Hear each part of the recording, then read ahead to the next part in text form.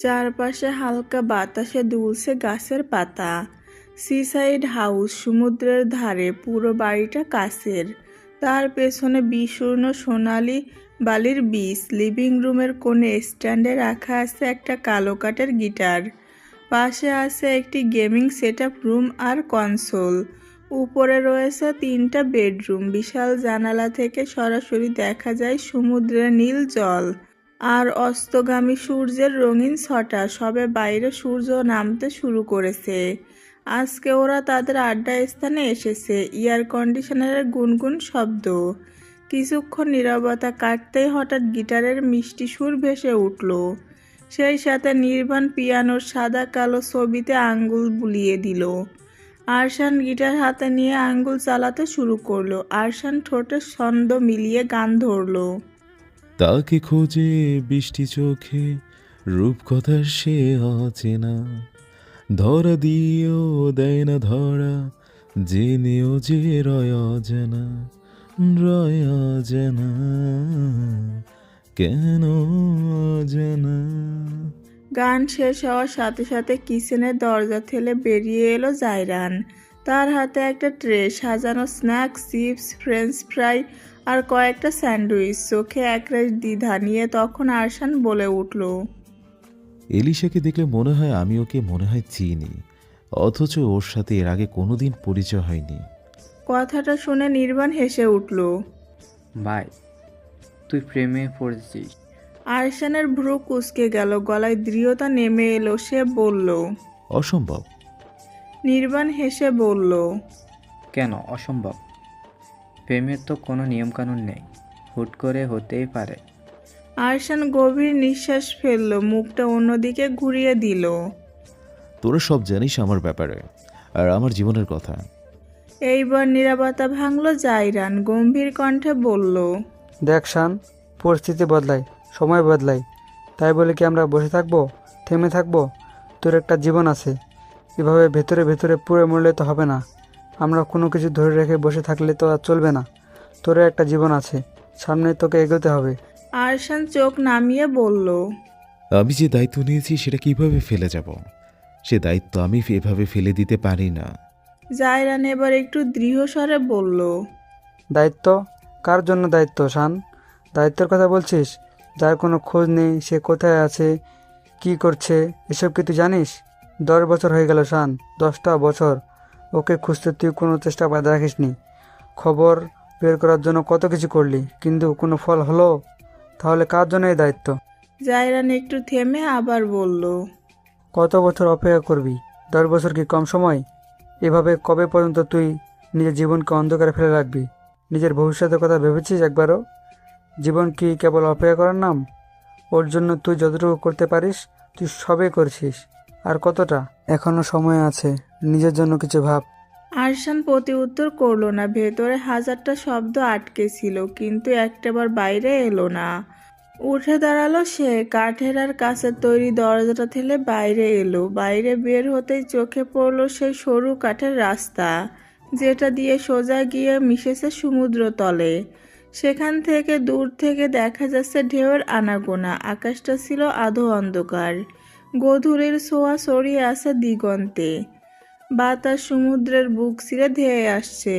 নোনা গন্ধে ভরে উঠেছে চারপাশ। আরশান দাঁড়িয়ে সেই বাতাসে চোখ বন্ধ করলো এক মুহূর্ত। বুকের ভেতর জমে থাকা দীর্ঘশ্বাস ছিঁড়ে বেরিয়ে এলো। দীর্ঘশ্বাসটা এত ভারী ছিল, মনে হচ্ছিল তার সঙ্গে বুকের সব ভাঙা চোরা আশা অভিমান বেরিয়ে গেল। কিন্তু মন শান্ত হলো না। চোখ খুলে তাকালো আকাশের দিকে। কোথায় আছে তার ছোট্ট সাজ? কেন সে আসছে না? কেন এত দূরে সরে গেছে? কেন? আরশানের ঠোঁট কাঁপলো আস্তে আস্তে। ফিসফিস করে বেরিয়ে এলো কিছু শব্দ। যাকে হারানোর ভয় সবচেয়ে বেশি, হয়তো তাকে নিয়ে নিয়তি খেলে সবচেয়ে নির্মম খেলা। চোখ দুটো যেন শূন্যে ঝুলে আছে। মনে হচ্ছে বুকের ভেতর অদৃশ্য এক শেকল বাঁধা, যা তাকে প্রতি মুহূর্তে টেনে ধরে রাখছে। সেই হাসির দিনগুলো ধূসর কুয়াশায় মিলিয়ে গেছে। একদিন হঠাৎ সব কিছু থেমে গেল। সে দিন থেকে আজ পর্যন্ত 10টা বছর চলে গেল। সমুদ্রের ঢেউ পর্যন্ত তীব্র হয়ে উঠেছে। আরশান দাঁড়িয়ে রইল অনেকক্ষণ। বাতাস তার চুল এলোমেলো করে দিচ্ছে। কানাডার শরতের রাত, চারপাশে হালকা বাতাসে ঠান্ডার শিশিরেও স্পর্শ। গাছের পাতা ঝরে পড়ে রাস্তার ওপর কার্পেটের মতো বিছিয়ে আছে সোনালি লাল কমলা। দূরে স্ট্রিট লাইটের হলুদ আলোয় সেই পাতাগুলো ঝিলমিল করছে।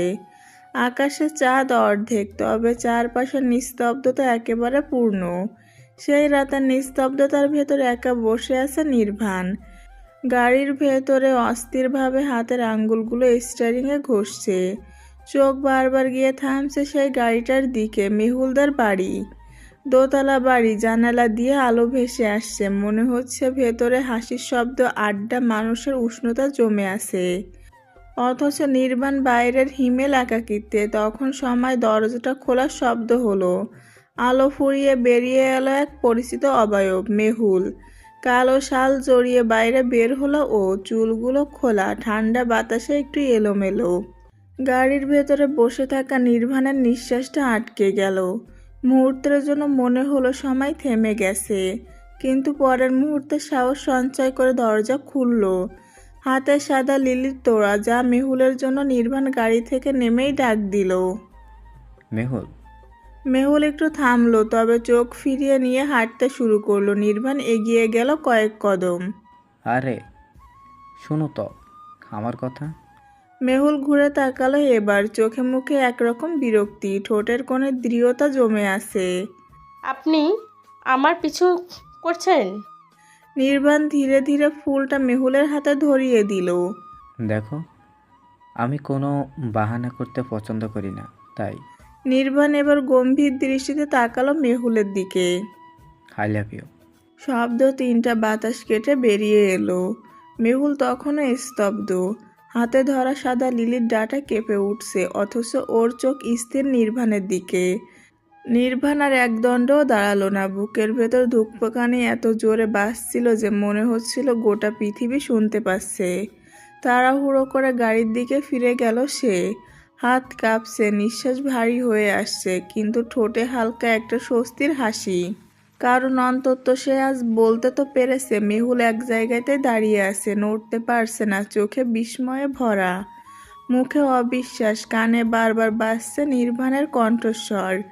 চারপাশের বাতাস ভারী হয়ে এসেছে, অথচ মেহুলের ভেতরে কিছু একটা ভাঙছে, আবার কিছু একটা নতুন জন্ম নিচ্ছে। লিলি সাদা ফুলের পাপড়ি তখনও হাওয়ায় দুলছে।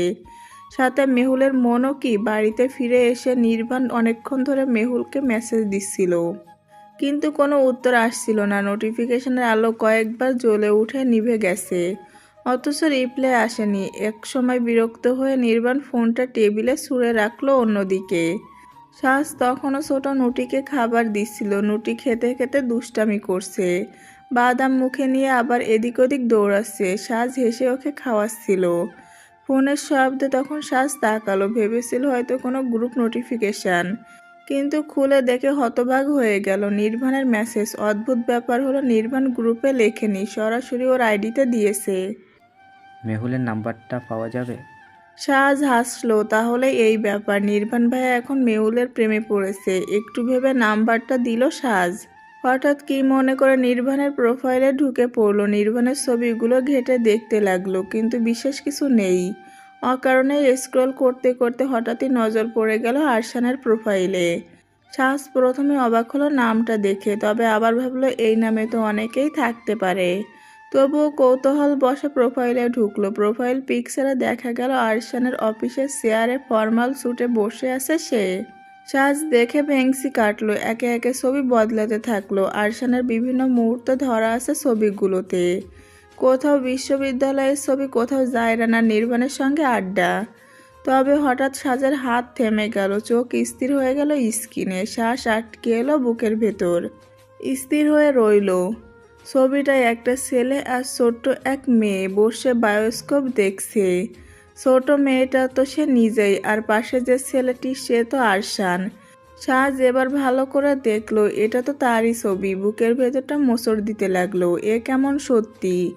এতদিন তার সামনেই ছিল, অথচ সে চিনতেই পারলো না। চোখ ভিজে এলো সাজের, বুকের ভেতর মোচড় দিতে লাগলো। এ কেমন সত্যি? এতদিন তো তার সামনেই ছিল, অথচ সে চিনতেই পারলো না।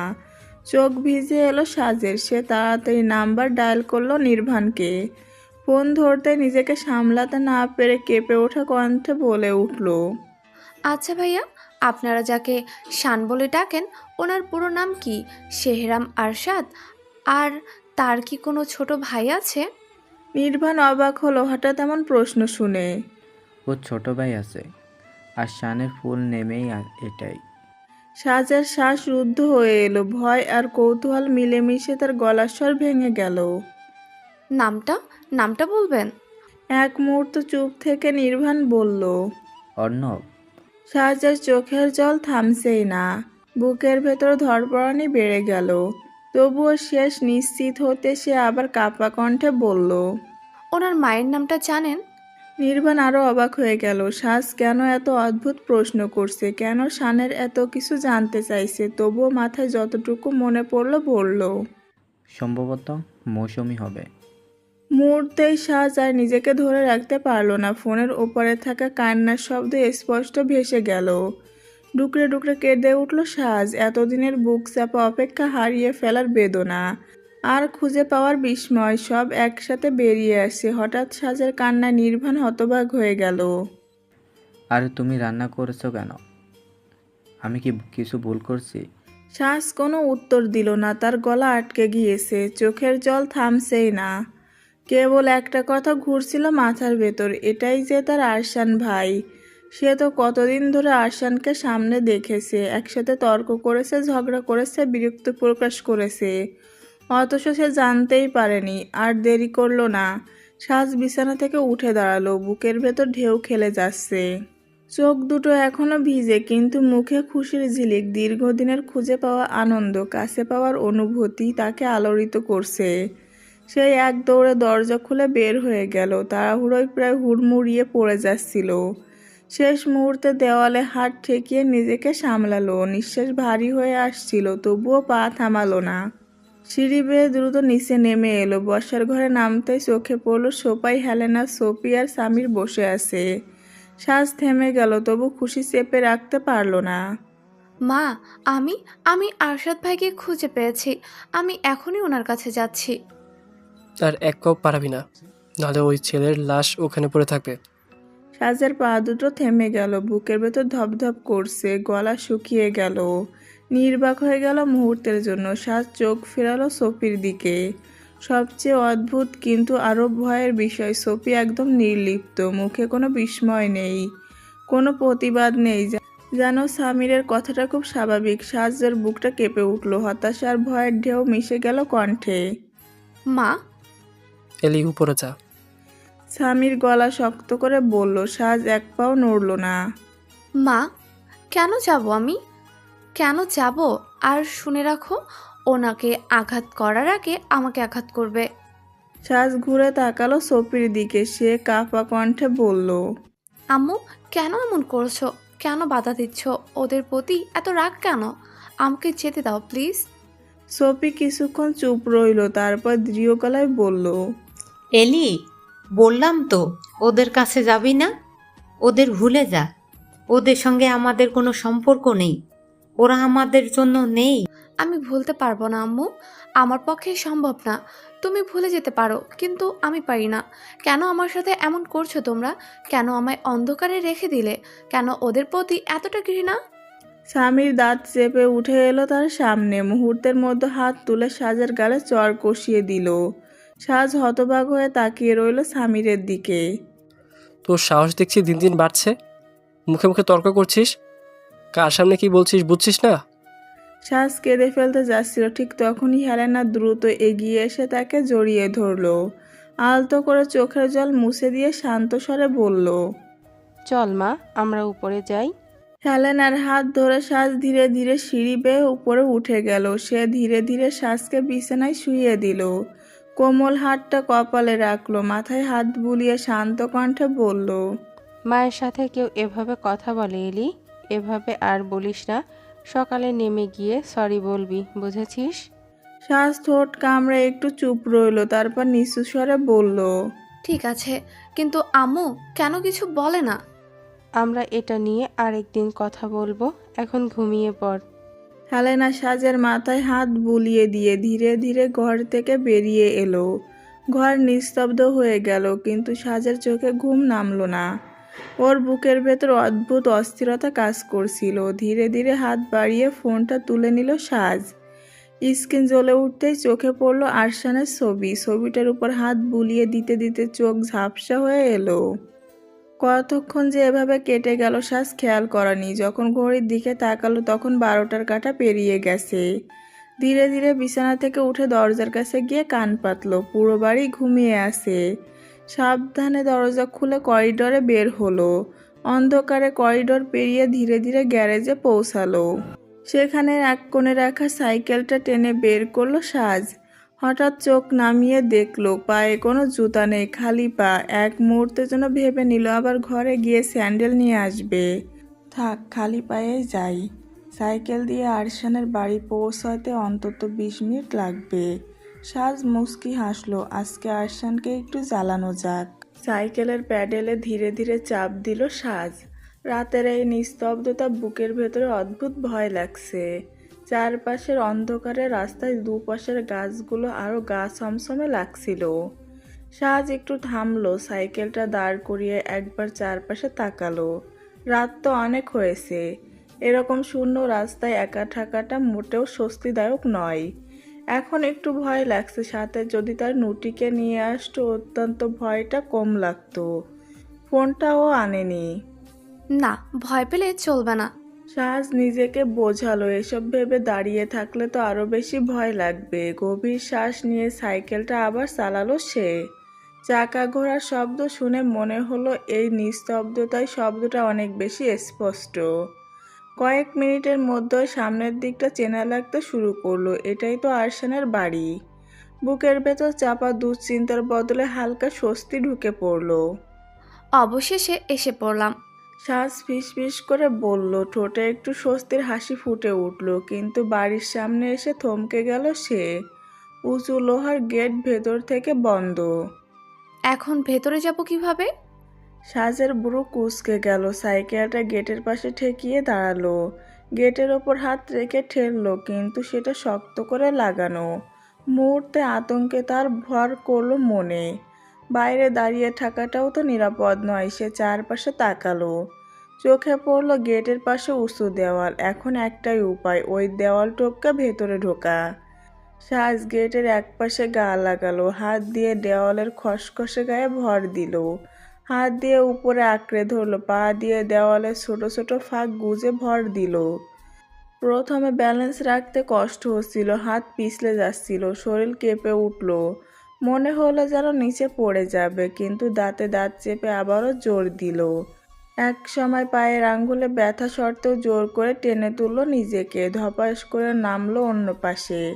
শব্দটা তীক্ষ্ণভাবে প্রতিধ্বনিত হলো। সে এক মুহূর্তে স্তব্ধ হয়ে দাঁড়িয়ে রইল, কেউ টের পেল কিনা শোনার জন্য। হুশ, অবশেষে ঢুকলাম। স্বস্তির নিঃশ্বাস ছাড়লো সাজ। বড় দরজার সামনে এসে দাঁড়াতে সেই স্বস্তি কিছুটা ফিরে এলো। দরজাটা কালো রঙের, আরশানের মতোই গম্ভীর। দুষ্টু হাসলো সাজ। হাত বাড়িয়ে কলিং বেলের বোতামে চাপ দিল। আরশান তখন গভীর ঘুমে ছিল। সারাদিনের ক্লান্তি শেষে শরীরটা বিছানায় ঢলে পড়েছিল। কিন্তু হঠাৎ কলিং বেলের টুংটাং শব্দে ঘুম ভেঙে যায়। চোখ কসলাতে কসলাতে বিরক্তি নিয়ে উঠে বসলো। প্রায় রাত এখন 1টার উপরে। এত রাতে কে আসতে পারে? মনে হলো হয়তো নির্বাণ এসেছে। ও তো মাঝে মাঝেই আসে, তবে ফোন দিলেই তো পারতো। বিরক্তি ভাবটা কাটলো না। ভারী পা টেনে নিচে নামলো। হলঘর পেরিয়ে দরজার কাছে আসতেই দেখলো কলিং বেলটা একটানা বাজছেই। নিরন্তর বেজেই চলেছে। ধৈর্য নেই একটুও। রাগে আরশানের ব্রু কুঁচকে উঠল। দরজা খুলে বলল, নির্বাণ তোকে? আর বলতে পারলো না। সামনে সাজকে দাঁড়িয়ে থাকতে দেখে থমকালো, তাও আবার এত রাতে। আরশান বিস্মিত হয়ে তাকিয়ে রইল কয়েক সেকেন্ড, তারপর গম্ভীর গলায় বলল, তুমি এখানে এভাবে এত রাতে? আর গেট তো বন্ধ ছিল, ঢুকলি কিভাবে? সাজ গভীর দৃষ্টিতে খুঁটিয়ে খুঁটিয়ে দেখছে আরশানকে। সদ্য ঘুম ভাঙার অচেনা ক্লান্তি এখনো ভেসে আসে চোখে। চুলগুলো এলোমেলো হয়ে কপালের উপর নেমে এসেছে। চওড়া কপাল আংশিক ঢেকে রেখেছে ছোট ছোট ঝরে পড়া গোছা। বিরক্তির ছাপ গাঢ় হয়ে ফুটে উঠেছে তার মুখে, তবু সেই বিরক্তি যে এক অদৃষ্ট টান তৈরি করেছে, যেখানে সাজের চোখ আটকে গেল অজান্তে। দেওয়াল টপকে এসেছি। আরশানের চোখ বিস্ময়ে বড় হয়ে গেল, মুখে স্পষ্ট অবিশ্বাস। কি? দেয়াল টপকে? একটা মেয়ের পক্ষে রাত দুপুরে এমনটা করা শুনতে অদ্ভুত লাগছে। কিছুক্ষণের জন্য আরশান হতবাক হয়ে দাঁড়িয়ে রইল, তারপর চোখ সরু করে তীক্ষ্ণ দৃষ্টিতে তাকালো ওর দিকে। সত্যি বলছো? এত রাতে দেয়াল টপকে এসেছো আমার বাসায়? মাথা খারাপ নাকি? শুনুন, আমি একটা বিপদে পড়েছি। কোথায় যাব বুঝতে পারছিলাম না, তাই এখানে চলে এলাম। আরশান বুড়ো কুঁচকে তার দিকে তাকালো, বুকের ভেতর সন্দেহর ছায়া ঘনীভূত হতে লাগলো। এত রাতে এভাবে দেওয়াল টপকে কোনো না কোনো ঘাপলা তো আছেই। তুমি কি ভাবছো আমি এতটা বোকা? সোজা কথা বলো, এত রাতে আমার বাড়িতে আসার আসল কারণটা কি? আর সামনের বাড়িতে তো আমার বোন থাকে, ওখানে যেতে পারতে। ওখানে না গিয়ে আমার এখানে কেন? সাজ বিরক্ত হলো, এই ছেলেটা এত প্রশ্ন করছে কেন। তারপর বলল, এত রাতে ওখানে গেলে খারাপ দেখাবে না? সবাই কি ভাববে? আরশান ঠোঁট বাঁকিয়ে বিদ্রুপের হাসি দিল, চোখ দুটো আরো সরু হয়ে গেল। ও তাই নাকি? তাহলে একা একটা ছেলের বাড়িতে এলে বুঝি খারাপ দেখায় না? তাও এত রাতে? আরশান এবার সাজের কাছে ধীরে ধীরে এগিয়ে ফিসফিসিয়ে বলল, এই মুহূর্তে এখানে তুমি আমি ছাড়া আর কেউ নেই। যদি আমি কিছু করে ফেলি? আরশান ভাবলো তার কথায় ভয় পাবে, কিন্তু সাজ ভয় পেল না। হঠাৎ হেসে উঠল, চোখে দুষ্টুমি, ঠোঁটে খেলার ছোঁয়া, যেন আরশান মজার কিছু বলেছে। একেবারে অপ্রত্যাশিত সেই হাসিতে আরশানের মুখের রাগ মুহূর্তের জন্য থেমে গেল। সাজ দুষ্টু হেসে আরশানের গাল টেনে বলল, আপনি না ভালো ছেলে, এখন সরুন তো। অপ্রস্তুত হয়ে আরশান সামান্য সরে দাঁড়াতেই সাজ দ্রুত ভেতরে ঢুকে পড়ল, লম্বা করিডোরের দিকে এগিয়ে গেল। সাজ ধাক্কা মেরে ভেতরে ঢুকতেই আরশান এরকম অবাক হয়ে দরজার পাশে দাঁড়িয়ে রইল। ঢুকেই চারপাশে চোখ বুলিয়ে নিল সাজ। বাড়িটা বেশ সুন্দর, বড় হলঘর, দেওয়ালে নরম আলো জ্বলে আছে। সাজ ঠোঁট কামড়ে চারপাশ দেখল, তারপর হঠাৎ আরশানের দিকে ঘুরে বলল, তো আমি কোন রুমে থাকবো? আরশান বিরক্ত চোখে তাকালো, তার মুখভঙ্গিতে স্পষ্ট মেয়েটার বেপরোয়া ভাবটা তাকে মোটেও ভালো লাগছে না। কোনো উত্তর না দিয়ে গম্ভীর মুখে হাঁটা শুরু করলো সিঁড়ির দিকে। সাজ আবারও হাসলো, কথা বলতে বলতে সেও পিছু নিল। দুজনে সিঁড়ি বেয়ে উপরে উঠছে। সে হাত উঁচু করে দেখালো তার মাথা আরশানের প্রশস্ত বুক পর্যন্ত, আবার পেছনে হাত মিলিয়ে তুলনা করলো। তার সরু হাতটি আরশানের বলিষ্ঠ বাহুর সামনে ক্ষুদ্র। মিষ্টি হাসলো সাজ। হঠাৎ করে আরশান থেমে গেল। সাজ ঠিক তখনই অসাবধানতায় ওর পিঠে গিয়ে ধাক্কা খেলো। আরশান সরু চোখে তাকালো ওর দিকে, ঠান্ডা গলায় বলল, এসব কি হচ্ছে? কিছু হয়নি তো, আপনি এমন চোখ বড় করেছেন কেন? আরশান বিরক্ত হয়ে একদম সামনে হাঁটা শুরু করলো। করিডোর পেরিয়ে একটা রুমের সামনে দাঁড়িয়ে দরজা খুলে দেখালো, তারপর সিঁড়ি দিয়ে নিচে নামার জন্য ঘুরে দাঁড়ালো, কিন্তু সাজ দাঁড়িয়ে রইল। রুমের ভেতরে যাওয়ার বদলে তার কৌতূহলে চোখ অন্যদিকে ঘুরে গেল। এক পা দু পা এগিয়ে বড় একটা দরজার সামনে এসে দাঁড়ালো। এক পা দু পা করে বড় একটা দরজার সামনে এসে দাঁড়ালো সে। দরজাটা অন্য ঘরগুলোর থেকে একটু আলাদা, আর গায়ে হালকা বাদামি রং। সাজ নিজের মনে ফিসফিস করে বলল, হয়তো এটাই আরশানের রুম। চোখে ঝিলিক খেলো কৌতূহলের। হাত বাড়িয়ে দরজাটা ছোঁয়ার আগেই হঠাৎ পেছন থেকে একটা টোকা পড়লো কাঁধে। উফ, বিরক্ত করিস না তো। কিন্তু কয়েক সেকেন্ড পরে থমকে দাঁড়ালো, মাথা ঘুরিয়ে দেখলো ঠিক পেছনেই দাঁড়িয়ে আছে আরশান।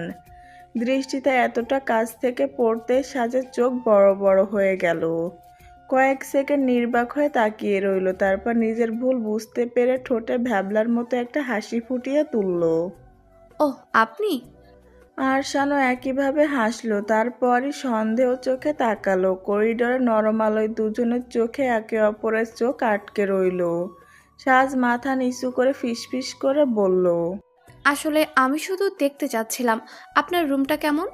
আরশান ধীরে ধীরে হাসিটা চাপা দিল, কণ্ঠে গম্ভীরতা ফিরিয়ে আনলো। আমার রুম দেখে কি করবে? শ্বাস এদিক ওদিক তাকিয়ে বলল আমি যাই, আর পিছনে ফিরে তাকালো না। ভেতরে ঢুকে দরজা লাগিয়ে দিল। আরশান ওর নিজের রুমে চলে গেল। ভোরের আলো তখন পুরোপুরি ছড়িয়ে পড়েছে। সারা রাত জেগেছিল নির্বাণ। গাড়ির জানালায় শিশির জমে সাদা হয়ে উঠেছিল কাঁচ। হেডলাইট বন্ধ, ইঞ্জিনও নিস্তব্ধ, শুধু সে তার আর তার অস্থির হৃদস্পন্দন। মেহুল ফোন ধরেনি, একবার দুবার নয়, অসংখ্যবার কল দিয়েও প্রতিবার একই নীরবতা।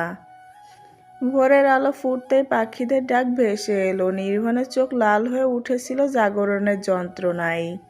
সে গাড়ির সিটে কুঁজো হয়ে বসে জানালার ফাঁক দিয়ে এক নাগাড়ে তাকিয়েছিল।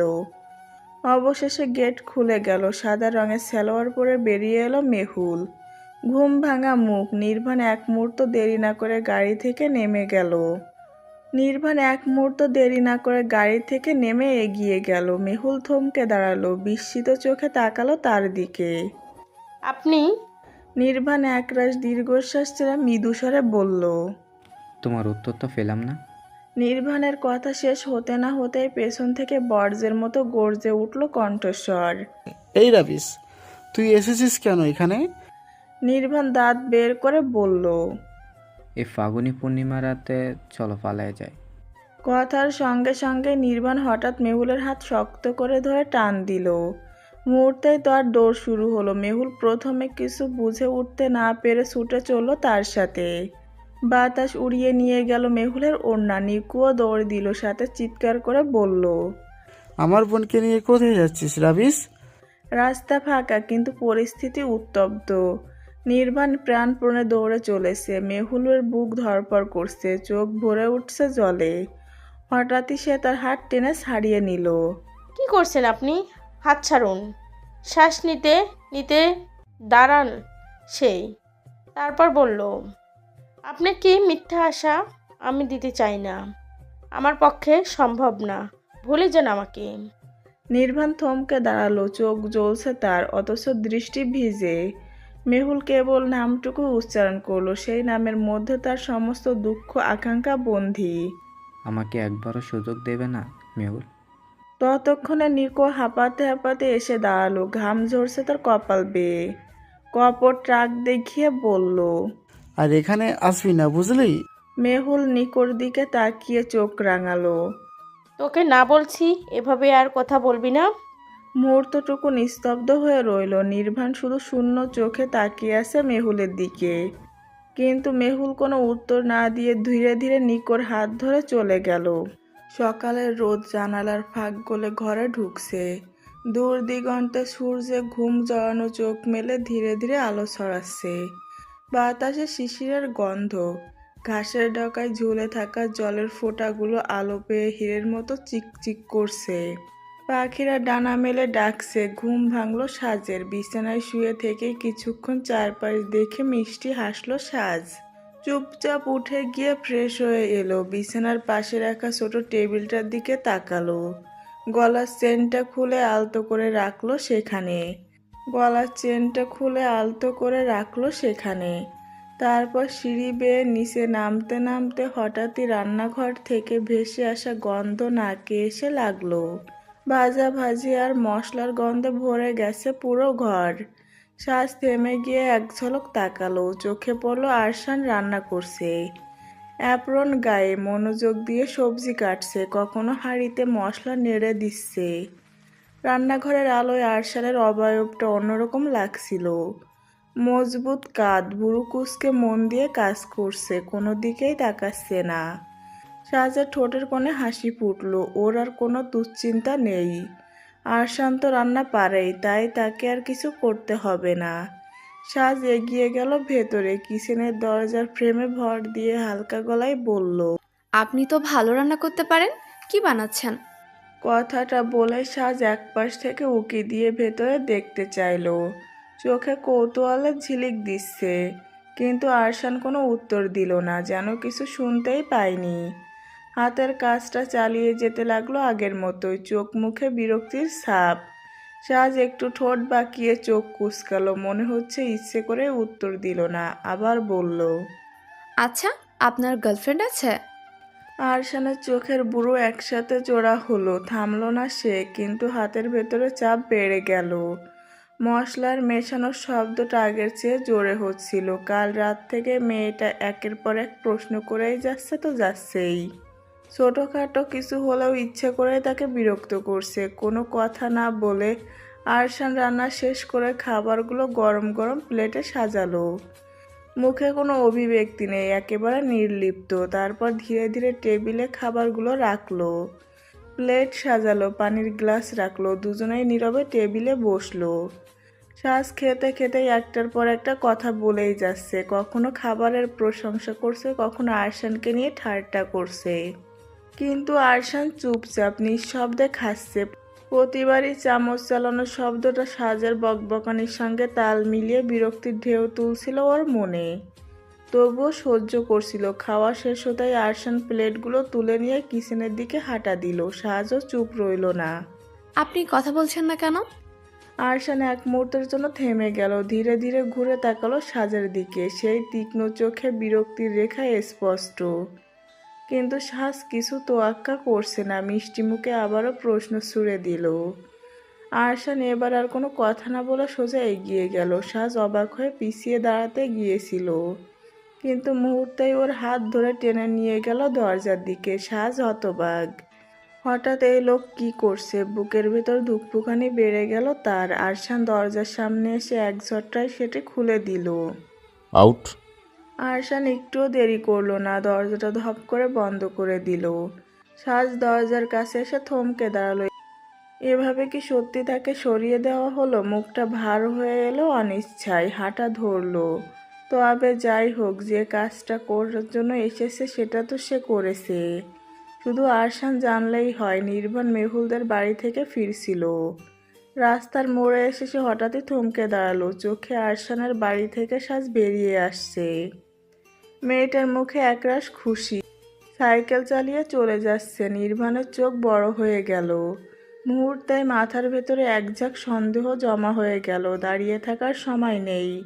হুড়মুড় করে এগিয়ে গেল। কলিং বেল বাজতেই আরশান বিরক্ত হয়ে গুছিয়ে নিল নিজের শ্বাস। ভেবেছিল আবার হয়তো শ্বাস ফেরত এসেছে। নির্বাণকে দেখে আরশান ভুরু কুঁচকাল, গম্ভীর গলায় বলল, তুই এখানে? ভিতরে ভিতরে কাজ সেরে ফেলছিস, অথচ আমাকে বলিস নাই। আরশান এক মুহূর্ত চুপ করে রইল, তারপর গম্ভীর চোখে তাকালো। কি বলবো তোদের? নির্বাণ ঠোঁটে আঙ্গুল ঠেকিয়ে বলল, বাহ, এখন আবার পোল্টি মারছিস? সোজা করে বল। ভোরবেলা মেয়ে এলো, থাকলো, আর ভোরবেলাও তুই কিছু বলবি না? আরশানের মুখ গাঢ় হয়ে উঠল। ঠান্ডা কণ্ঠে বলল, দেখ নির্বাণ, ফালতু কথা বলবি না। আমি কি মিথ্যা বলছি? চোখ দিয়ে দেখেছি। এলিসাকে দেখলাম তোর বাড়ি থেকে বের হতে। আরশান এবার চোখ সরু করে তাকালো তার দিকে। হ্যাঁ তো? তো মানে? তুই নিজে মুখে স্বীকার করেছিস তোর বাড়ি থেকে বেরিয়েছে, আর তুই বলছিস তো? গত রাতে এসেছিল, কি জানি বিপদে পড়েছিল বলল, আমি শুধু থাকতে দিয়েছি, ব্যাস। তোরা একসাথে থেকেছিস? স্টুপিড, যা খুশি বলিস না। আমার আলাদা রুমে গিয়ে ঘুমিয়েছে। তখন নির্বাণের হঠাৎ মনে পড়ল গতকাল রাতে সাজ তাকে ফোন করেছিল, জিজ্ঞেস করছিল আরশানের ব্যাপারে। তাই আরশানের দিকে তাকিয়ে বলল, আরে শোন, তোকে একটা কথা বলি। বল। কিন্তু কথা মুখ থেকে বের হওয়ার আগে পেছন থেকে দৌড়ে আসা পায়ের শব্দ ভেসে এলো। ভাইয়া, ভাইয়া। হাঁপাতে হাঁপাতে নির্বাণের ছোট বোন মিতুল এসে দাঁড়ালো, মুখ লাল, কপালে ঘাম। ভাইয়া, আম্মু তোমাকে ডাকছে। নির্বাণ চোখ গোল করে তাকালো। আম্মু কেন ডাকবে? কারণ আম্মু জেনে গেছে তুমি যে গত রাতে ঘরে ফিরোনি, আর এখন ভীষণ রেগে আছে। নির্বাণের মুখ শুকিয়ে গেল, মাথার ভেতর বাজ পড়ার মতো শব্দ হলো। সে একবার আরশানের দিকে তাকালো তো আরেকবার মিতুলের দিকে। ওরে সর্বনাশ, আমি যাই, পরে কথা হবে বলে একেবারে দৌড় লাগিয়ে দিল বাড়ির দিকে। আজকে ওর রেহাই নেই। অন্যদিকে সাজ ধীরে ধীরে বাড়ির ভেতরে ঢুকলো। চোখ দুটো সাবধানে এদিক ওদিক ঘুরিয়ে সে দেখলো আপাতত কাউকে দেখা যাচ্ছে না, যেন পুরো বাড়িটাই তার জন্য ফাঁকা হয়ে গেছে। সেই সুযোগে সিঁড়ির দিকে পা বাড়িয়ে এগিয়ে গেল। পায়ের শব্দ যতটা সম্ভব চাপা দিয়ে সিঁড়ি বেয়ে উপরের দিকে উঠতে লাগলো। অবশেষে নিজের রুমে পৌঁছে দরজাটা আস্তে করে ভেতর থেকে লাগিয়ে দিল সাজ। জানালার ফাঁক দিয়ে আসা হালকা বাতাসে পর্দা উড়ছিল। সাজ ধীরে ধীরে বিছানার পাশে গিয়ে বসলো। মনে হচ্ছিল তার বুকের ভেতরে ছোট্ট একটা ঢাক বাজছে। আস্তে ধীরে শুয়ে পড়ল বিছানায়। বালিশে মাথা রেখে চোখ বন্ধ করতেই বুকের ভেতরে সেই কাঁপুনি আবারও তীব্র হলো। এখন শুধু অপেক্ষা, আরশান ভাই কবে চেনটা খুঁজে পাবে। সাজের ঠোঁটের কোণে এক চিলতে হাসি ফুটে উঠল। বুকের ভেতরে যেন প্রজাপতি ডানা ঝাপটালো। ভাবতেই গাল দুটো লাল হয়ে উঠল। চাদর টেনে গাল ঢেকে ফেললো। আরশান রেডি হয়ে সোজা অফিসে চলে গিয়েছিল। অফিসে সারাদিন গেমিং প্রজেক্টের কাজ, প্রেজেন্টেশন, কোড, নতুন ডিজাইন, সব কিছুর চাপ মাথায়। কাগজের ফাইল, একের পর এক মিটিং, মাথার ভার হয়ে আসছিল। বেশ রাতের দিকে ক্লান্ত শরীরে অফিস থেকে বের হলো। গাড়ি চালিয়ে ফিরল বাড়িতে। চারপাশ নিস্তব্ধ। তখন হালকা বাতাস বইছে, শরীরটা ভারী লাগছিল। জুতো খুলে করিডোর ধরে হাঁটতে লাগলো। হঠাৎ ডান পাশে রুমের সামনে এসে থেমে গেল। যেখানে সাজ ঘুমিয়েছিল কিছুক্ষণ দরজার সামনে এসে থামলো। কিছুক্ষণ দরজার সামনে দাঁড়িয়ে থাকলো। কি ভেবে ধীরে ধীরে দরজাটা খুলে ভেতরে ঢুকলো। রুম অন্ধকার, শুধু জানালা দিয়ে আসা চাঁদের আলোয় বিছানার একপাশে ছড়িয়ে পড়েছে। বিছানার চাদর ভাঁজ হয়ে আছে। আরশান তাকিয়ে থাকলো চারপাশ। কিছুক্ষণ দাঁড়িয়ে থেকে ঘুরে বেরিয়ে যাচ্ছিল। হঠাৎ কি মনে করে আবার ফিরে তাকালো। পায়ের শব্দ থেমে গেল। চোখ পড়ল বিছানার পাশে ছোট টেবিলের ওপর। ধীরে ধীরে এগিয়ে গিয়ে দাঁড়ালো। হাত বাড়িয়ে নিল টেবিলের ওপর থেকে একটা চেন। চোখ বড় হয়ে গেল আরশানের। আঙ্গুলে ধরা চেনটা ঘুরিয়ে ফিরিয়ে দেখলো। মুহূর্তেই বুক ধক করে উঠল। এটা তো ওর বুকের ভেতর অদ্ভুত কাঁপন শুরু হলো।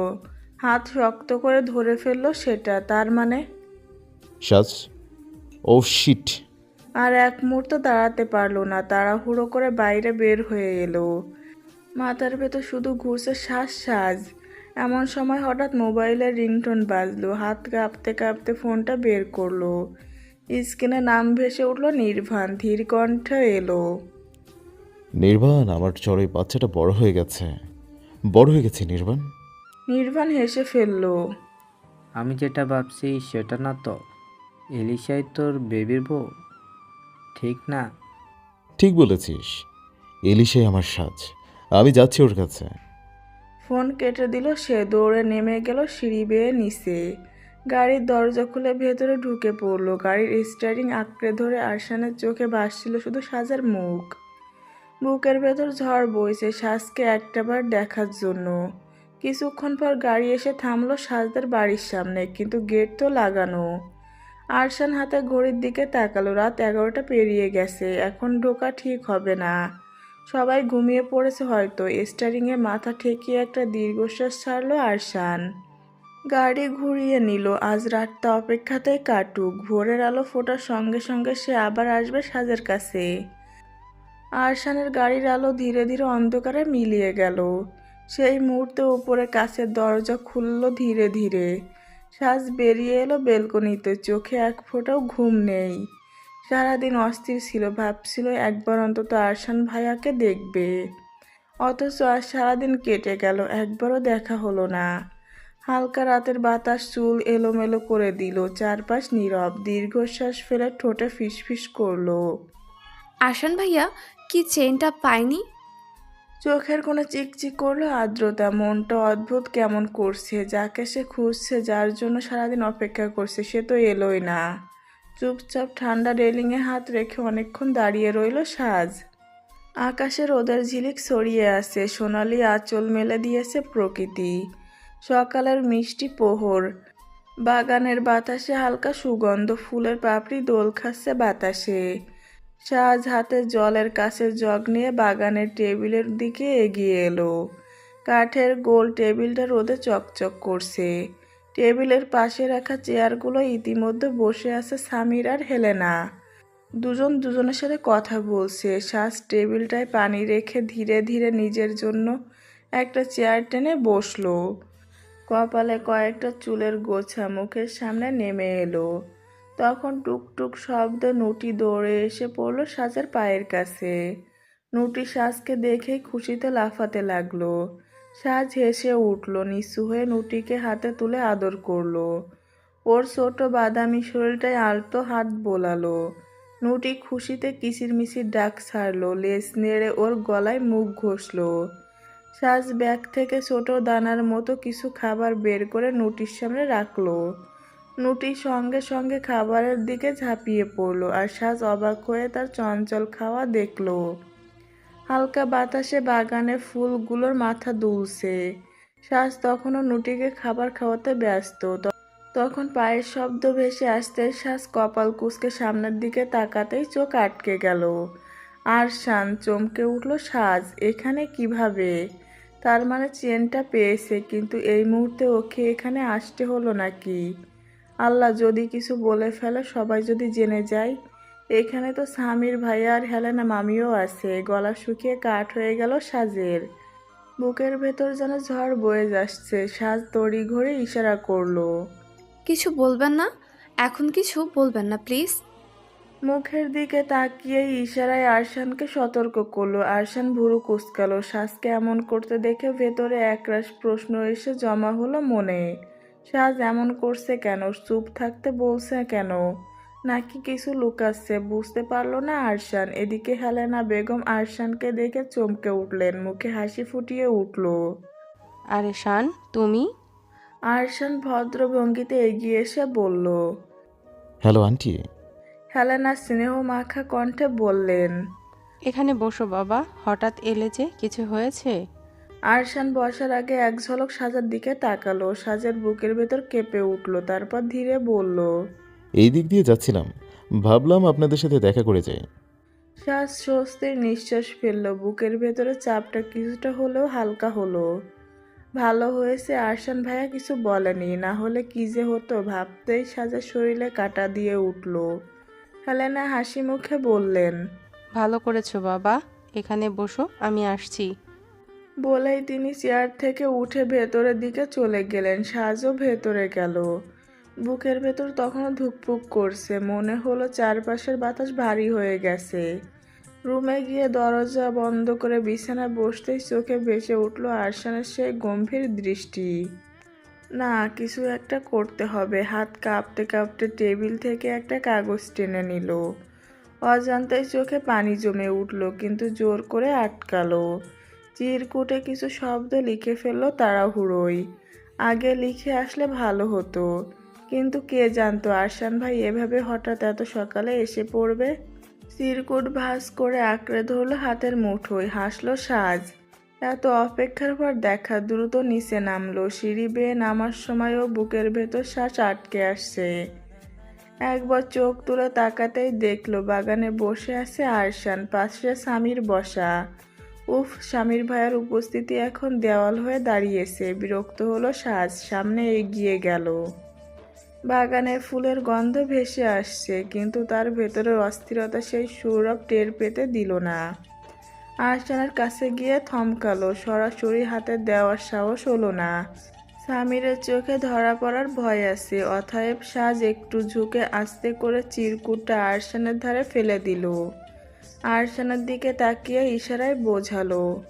আরশান এক মুহূর্ত দেরি করলো না। স্বাভাবিক ভঙ্গিতে হাত সরিয়ে চিরকুটটা লুকিয়ে নিল।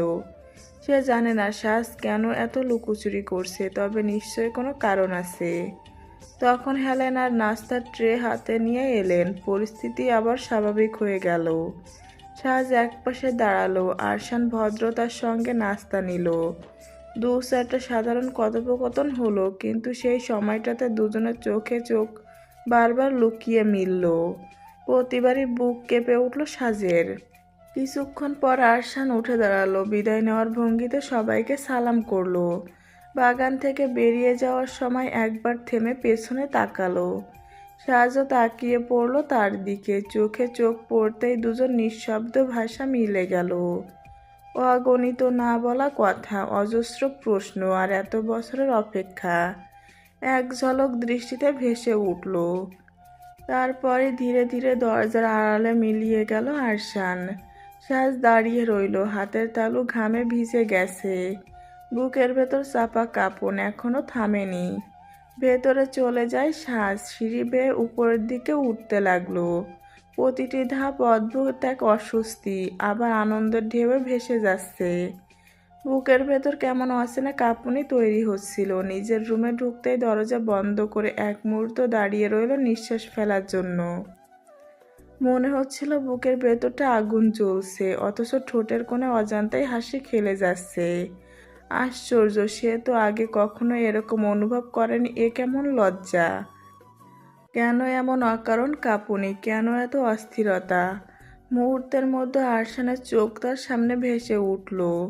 সেই গভীর চাহনি, এক অদ্ভুত টান যা সাজের মনকে একসাথে বন্দি করে ফেলেছিল।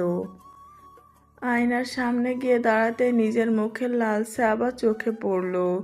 তারপর চুলের কিছু গোছা কাঁধের ওপর পড়তে হাত দিয়ে সরালো। সাজ নিজের বুকের ওপর হাত রেখে গভীর নিঃশ্বাস নিল। মনে হচ্ছিল বুকের ভেতরটাকেও শক্ত করে বাঁধা দড়ির মতো টেনে ধরেছে। আজ বিকেলে দেখা হবে, এই একটা চিন্তায় যে মাথা ভরিয়ে রেখেছে। আঙ্গুল অজান্তে চুল পাকাতে লাগলো, কি পরে যাবে সে। আরশান তাকাবে তার দিকে, সেই চিন্তায় গালে হালকা লজ্জা লালসে আবা ফুটে উঠল। সাজ দ্রুত কাবাট খুলে দিল। কাপড় চোপড়ের রঙিন স্তূপ একের পর এক টেনে বের করতে লাগলো। এক একটা জামা আয়নার সামনে তুলে ধরে দেখছে, আবার অসন্তোষ ভঙ্গিতে ফেলে দিচ্ছে পাশে। আয়নার সামনে দাঁড়িয়ে নিজেকে দেখছে। চুল খোলা থাকলে ভালো লাগবে নাকি বাঁধলে? ঠোঁটে হালকা লিপ গ্লস দিলে কেমন লাগবে? ভাবতে ভাবতে নিজেই একবার হেসে উঠল।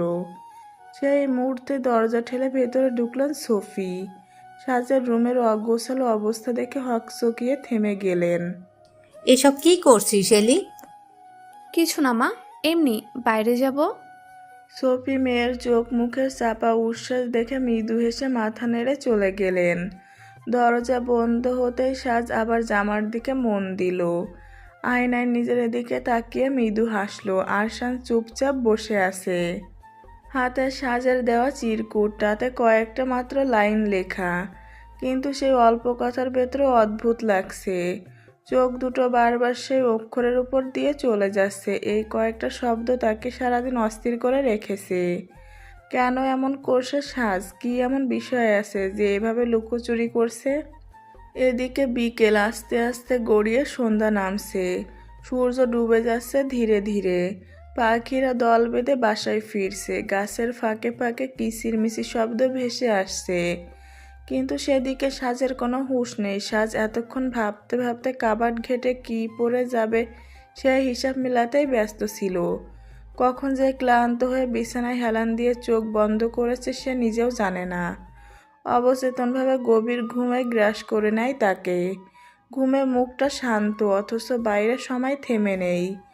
শহরের পার্কে আরশান বসে আছে, চারপাশে আলো জ্বলে উঠছে একে একে। পথবাতির হলুদ আভা ছড়িয়ে পড়েছে। পার্কে কিছু বাচ্চারা এখনও খেলা করছে, কেউ বা হাঁটছে, আবার কেউ বা বেঞ্চে বসে আড্ডা দিচ্ছে। কিন্তু আরশানের চোখে এসবের কিছুই ধরা দিচ্ছে না। তার দৃষ্টি বারবার পথের দিকে। সে হাত ঘড়ি তুলল, কাঁটা 6টার উপর গিয়েছে। বুকের ভেতরে এক অদ্ভুত অস্থিরতা জেমে উঠল। কিন্তু এখন সন্ধ্যা নামছে আর সাজের কোনো দেখা নেই। অপেক্ষার মিনিটগুলো যেন ঘন্টা হয়ে যাচ্ছে। হাতে ধরা ঘড়ির কাঁটা তাকে তাড়া করছে। প্রতিটি টিক টিক শব্দে বিরক্তি আর উৎকণ্ঠা বাড়ছে। আরশান বেঞ্চে বসে অস্থিরভাবে চারদিকে তাকালো। ব্যাকুল হয়ে প্রতিটি মুহূর্ত গুনছে। প্রতিবারই মনে হয় হয়তো এই বুঝি সাজ এসে দাঁড়াবে সামনে, কিন্তু না, কেবলই অপরিচিত মুখ। আশেপাশের আলো আরও গাঢ় হচ্ছে। সন্ধ্যার হাওয়া হালকা ঠান্ডা হয়ে বয়ে যাচ্ছে, পাতা দুলছে মৃদু শব্দ তুলে। অথচ আরশানের ভেতরটা আরও অশান্ত হয়ে উঠেছে। আকাশের গাঢ় নীলের ভেতর কমলা রঙের দেখা শেষ বিদায় জানিয়ে দিচ্ছে দিনের। তখন সাজ হঠাৎ ঘুম ঘুম চোখে নিচে নামলো। বসার ঘরে সফি বসেছিলেন। সাজকে দেখে হালকা অবাক হয়ে বললেন, তুই না কোথাও যাবি বললি? কথাটা শুনেই শ্বাস চমকে উঠল। এক ঝটকায় সব মনে পড়ল। বুকের ভেতরটা কেঁপে উঠল। হাই আল্লাহ, আমি তো ভুলেই গেছি বলে তাড়াতাড়ি দেওয়ালে টাঙানো ঘড়িটার দিকে তাকালো। কাটা তখন রাত 8টার ঘরে দাঁড়িয়েছে। চোখ বড় বড় হয়ে গেল। এক মুহূর্ত নষ্ট না করে ছুটে গেল রুমে। এলোমেলো হয়ে থাকা ড্রেসগুলো থেকে তাড়াহুড়ো করে একটা বেছে নিল। আয়নায় দাঁড়িয়ে ঝটপট চুল আঁচড়ালো, ঠোঁটে হালকা লিপ গ্লস মেখে নিল। তারপর দ্রুত দরজা ঠেলে বাইরে বের হয়ে গেল সাজ। শহরের রাস্তায় লাইটগুলো জ্বলে উঠেছে একে একে। আরশান স্টিয়ারিংয়ে হাত শক্ত করে ধরে আছে। বহুক্ষণ অপেক্ষা করেছিল। একের পর এক মিনিট কেটে যাচ্ছিল, অথচ কোনো খোঁজ নেই সাজের। তার ধৈর্য ভেঙে যাচ্ছিল। শেষমেশ সে বিরক্তি হয়ে গাড়ি স্টার্ট দিল। এদিকে সাজও বের হয়েছে গাড়ি নিয়ে। বুকের ভেতর কেমন ঢেউ খেলছে। তখন রাস্তার দু প্রান্ত থেকে দুটি গাড়ি এগিয়ে আসছে। একটায় আরশান, অন্যটায় সাজ। এক নির্জন মোড়ে দুটি গাড়ি পাশাপাশি এসে দাঁড়ালো। আরশানের চোখে প্রথমেই ধরা পড়ল সাজ। গাড়ির হেডলাইটের আলোয় তার মুখটা স্পষ্ট দেখা যাচ্ছিল।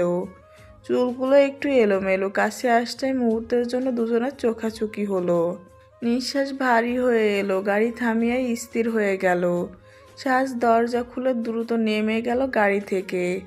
একটানা দৌড়ে এলো আরশানের দিকে। তার চোখে জল চিকচিক করছে, কণ্ঠ রোধ হয়ে আসছে, ঠোঁট কাঁপছে। কিছু বলতে চাইছে কিন্তু শব্দ বেরোচ্ছে না। আরশানও গাড়ি থেকে নেমে এলো। শ্বাস কাছে আসতেই একটা তীব্র শব্দ চারপাশের নিস্তব্ধতা ভেঙে দিল। সাজের গাল লাল হয়ে উঠল। সে স্থির হয়ে দাঁড়িয়ে রইল। চোখ দুটো ভিজে উঠল। হতবাক হয়ে তাকিয়ে রইল আরশানের দিকে। আরশান দাঁড়িয়ে আছে অবিচল। এতক্ষণ নাটক করছিলি? কতক্ষণ ধরে দাঁড়িয়ে আছি? কথাগুলো কেটে গেল সাজের বুকের ভেতরে। সে কিছু বলতে চাইল, গলা শুকিয়ে গেল। নিঃশ্বাস নিতে কষ্ট হচ্ছিল। আরশান আর তাকালো না। গাড়ির দিকে এগিয়ে গেল চেনটা আনার জন্য। সাজ মনে করছে আরশান চলে যাচ্ছে। তার বুকের ভেতর মোচড় দিয়ে উঠল। বুকের ভেতর কেমন শূন্য হয়ে গেল। চোখে অঝোর জল জমে উঠল। ঠোঁট কামড়ে ধরল। ওকে রেখে চলে যাচ্ছে। সাজ এক কাণ্ড করে বসলো। রাগ সামলাতে না পেরে নিজের পায়ের উঁচু হিল খুলে ফেললো। কাঁপতে থাকা আঙ্গুলে জুতোটা শক্ত করে ধরে হিলটা ছুঁড়ে দিল সরাসরি আরশানের দিকে। সোজা গিয়ে লাগলো আরশানের পিঠে। চমকে দাঁড়িয়ে গেল আরশান। কয়েক সেকেন্ড থেমে থাকলো নিঃশ্বাস। তারপর ধীরে ধীরে ঘুরে তাকালো পেছনে।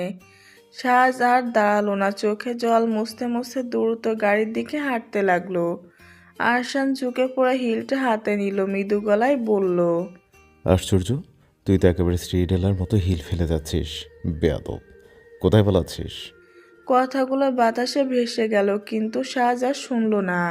ততক্ষণে সে গাড়িতে উঠে পড়েছে। চাকা ঘুরতে ধুলো উড়ল রাস্তায়। কয়েক সেকেন্ডের মধ্যে সাজের গাড়ি মিলিয়ে গেল শহরের আলো আঁধারির ভিড়ে। আরশান হাসল। আমার থেকে কোথায় পালাবে? সে রাতে দুজনের চোখে ঘুম এলো না। দুজনেই আলাদা ঘরে, আলাদা বিছানায়, অথচ একই অস্থিরতায় ভুগছিল। তাদের রাতের আকাশে একই চাঁদ উঠেছিল, আর সেই চাঁদের আলোয় দুজনের হৃদয় দূরত্ব আরও কাছে টেনে আনছিল। নিদ্রাহীন রাতের প্রতিটি মুহূর্তে কেবল একে অপরের ছায়া ভাসছে চোখের সামনে। পরদিন লাইব্রেরির বইয়ের তাকগুলো সারি সারি দাঁড়িয়ে আছে। সাজ এক কোণে বসে আছে অনেকক্ষণ ধরে। চারপাশে অন্য ছাত্রছাত্রীরা ধীরে ধীরে বেরিয়ে গেছে। জানালার ফাঁক দিয়ে আসা আলোয় ধুলো ভেসে উঠছে। ক্লাস শেষ হয়েছে অনেক আগেই, অথচ সাজ বাড়ি যায়নি। মনটা অস্থির লাগছে। কারোর সঙ্গে কথা বলতে ইচ্ছা করছে না। মেহুলও আসেনি আজ। একা হয়ে বসে থাকতে থাকতে বুকটা ভারী হয়ে উঠল। শেষমেশ উঠে দাঁড়ালো সে। গেট দিয়ে বেরোতেই চোখে পড়ল আরশান গাড়ির সঙ্গে হেলান দিয়ে দাঁড়িয়ে আছে। সাদা শার্ট পরা, উপরের দুটো বোতাম খোলা। হালকা বাতাসে চুল উড়ছে। সাজার বুকটা হু হু করে উঠল, কিন্তু সঙ্গে সঙ্গে মুখ ফিরিয়ে নিল সে। এখন আসছে আবার কষ্ট দিতে, রাতভর ঘুম না হতে দিয়ে আজ এসে দাঁড়িয়ে আছে। আমি যাব না। চোখ নামিয়ে সোজা হাঁটা শুরু করলো। ভান করলো যেন আরশানকে দেখেইনি। কিন্তু আরশান থেমে থাকলো না, পা বাড়িয়ে সাজার দিকে এগিয়ে এলো।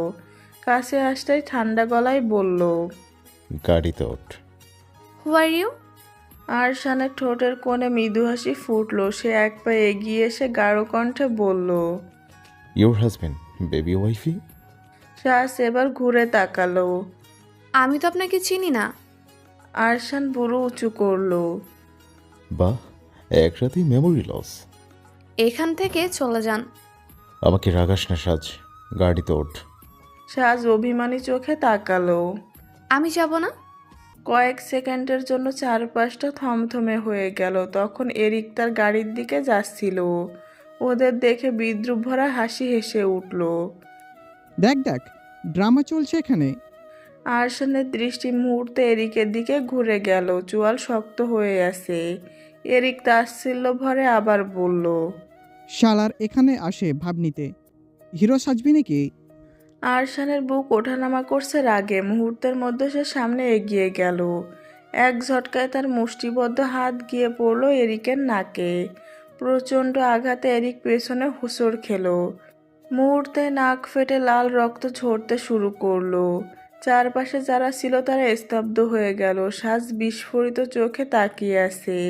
এরিক যন্ত্রণায় গর্জে উঠল, আরশানের দিকে ঝাঁপিয়ে পড়বে। কিন্তু ঠিক তখনই ওর সঙ্গে থাকা কয়েকজন ছেলে তাড়াতাড়ি ধরে ফেলল। শান্ত হও, এখন না, চলো আগে এখান থেকে যাই। তারা কোনো মতে তাকে টেনে হিঁচড়ে দূরে সরাতে লাগলো।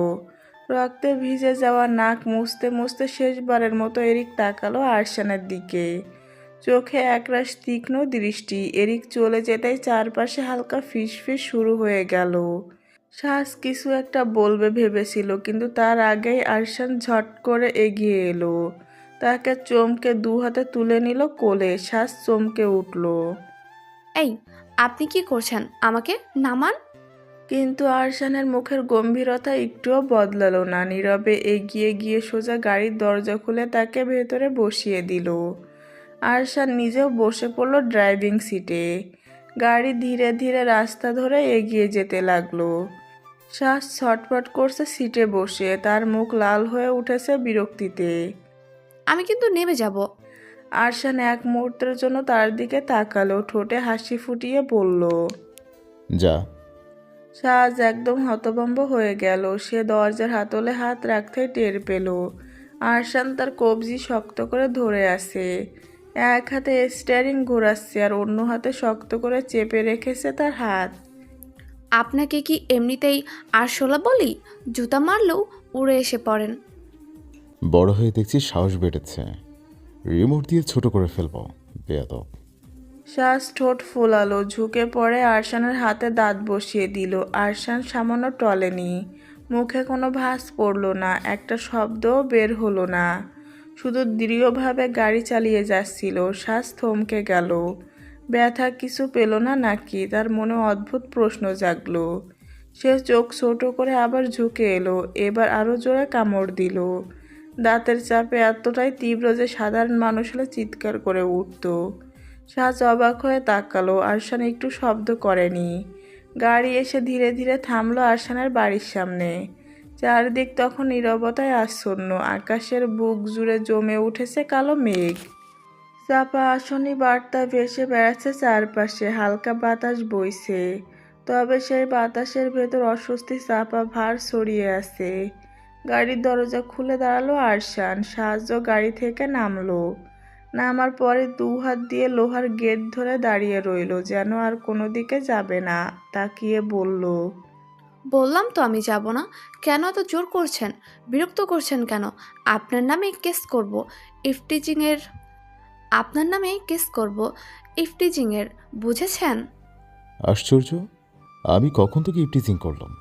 শ্বাস রাগে অভিমানে ফুঁসে উঠল। এই যে এখন আমার সাথে জোর করছেন, এটা কি ইফটিজিং না?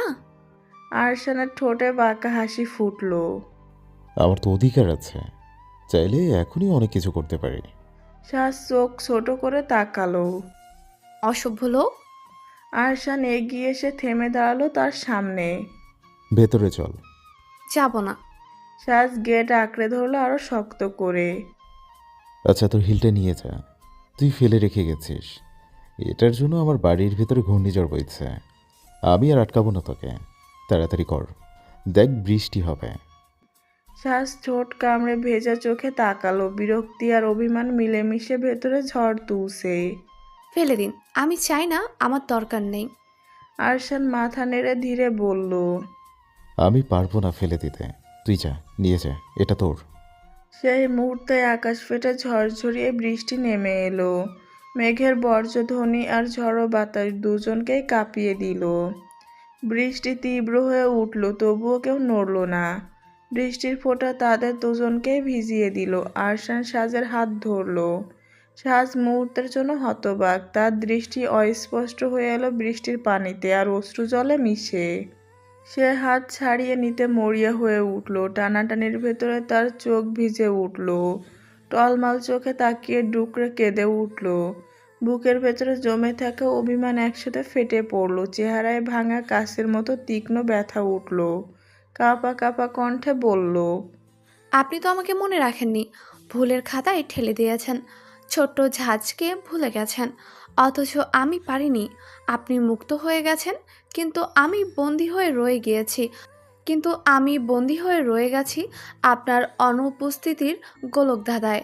আমার প্রতিটি নিঃশ্বাসে, প্রতিটি কথায় আপনার অনুচরণ। অথচ আপনার কাছে আমি কেবল এক ভুলে যাওয়া অধ্যায়।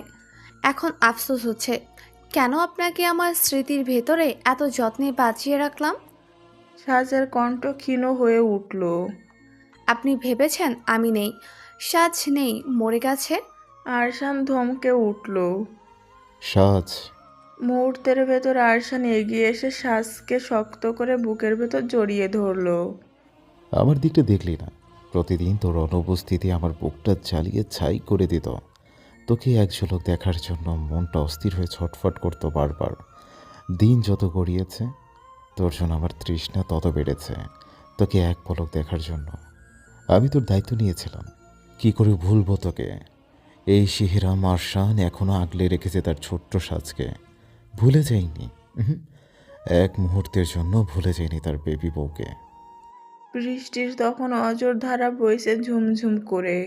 সাজের চোখ থেকে ঝরে পড়া অশ্রু বৃষ্টির জলের সাথে মিশে গেল। আরশানের বুকের ভেতর মাথা গুজে হাত কাঁপতে কাঁপতে দু হাত দিয়ে জড়িয়ে ধরল সাজ।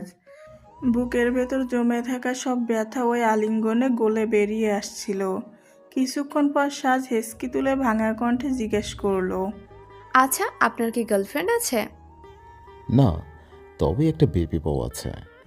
বাতাসের সাথে ভেসে এলো তার সেই কথা। সাজ প্রথমে বিস্মিত, লজ্জায় গাল লাল হয়ে উঠল, তারপর খিলখিলিয়ে হেসে উঠল।